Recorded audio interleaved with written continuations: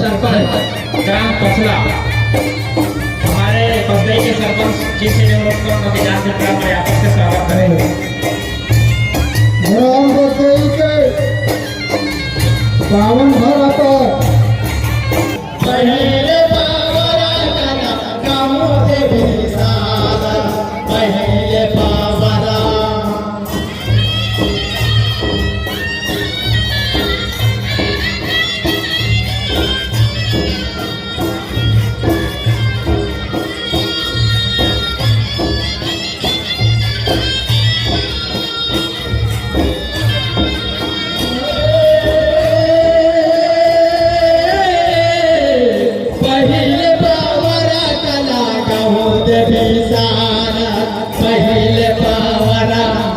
पहले पावरा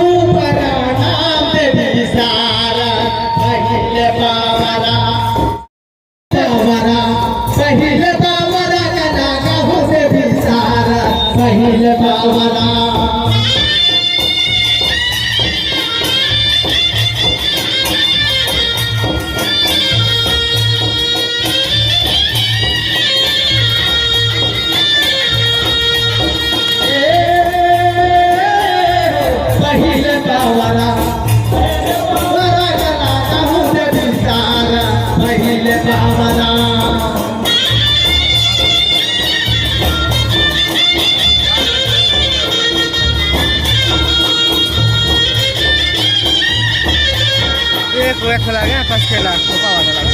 तेरा में के कहूं मैं कि तू न बाजाओ तेरा में लहू परा नाम दे सारा पहले पावरा कला कहूं दे सारा पहले पावरा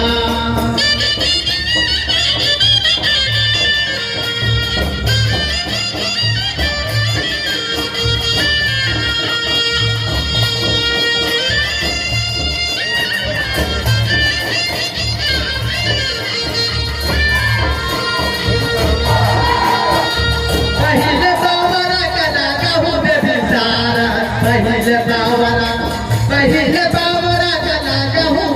सारा पहले पावरा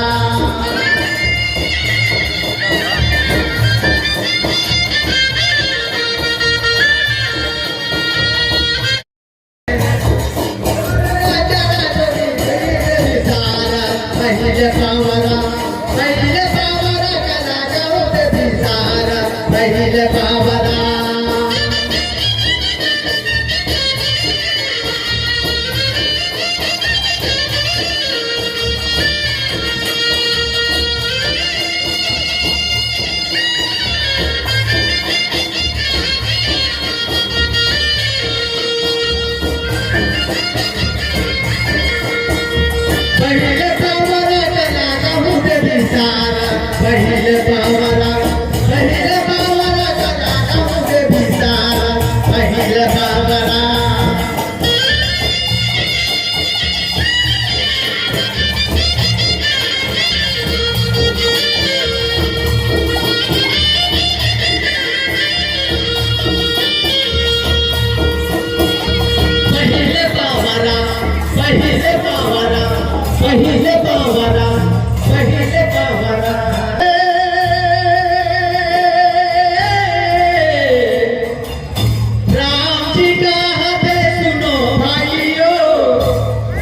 बड़े भाग मनुष्य ला पाई राम जी का हाथे सुना भाइयों बड़े भाग मनुष्य ला पाई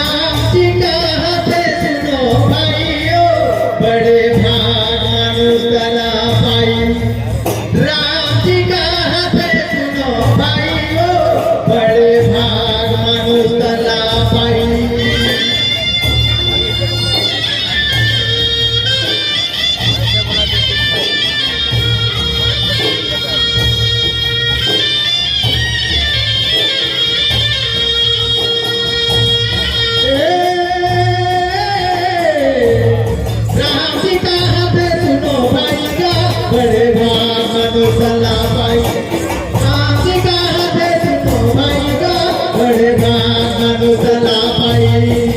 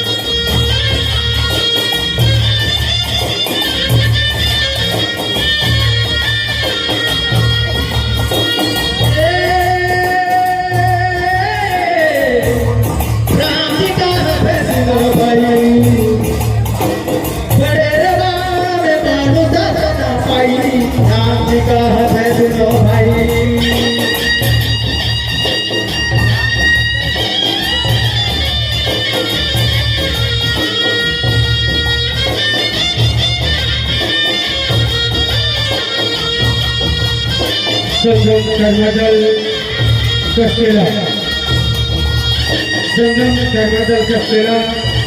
आपका गायन वादन नृत्य समय यही पर समाप्त होता हुआ